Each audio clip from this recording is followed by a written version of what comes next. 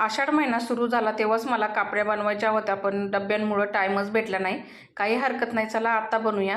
तर इथं गॅसवर भांडं ठेवून ना त्याच्यामध्ये 1.5 वाटी मी पाणी टाकलेलं आहे आणि 1 वाटी गूळ पावडर टाकलेली आहे. गूळ पावडर चांगली पाण्यामध्ये विरघळून घेतली. तसंच इकडे आता मी 4 वाट्या गव्हाचं पीठ घेतले, अर्धी वाटी बेसन पीठ घेतले आणि 1 चमचा मी सुंठ पावडर, 1 चमचा बडीशेप पावडर आणि 2 चमचे खसखस घेतली.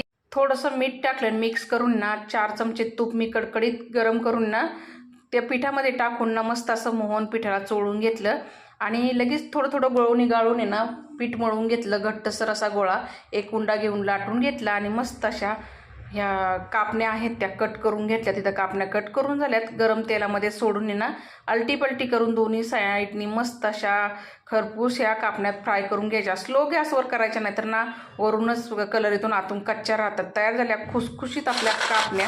तर तुम्ही कशा बनवता ते कमेंट करून नक्की सांगा. धन्यवाद.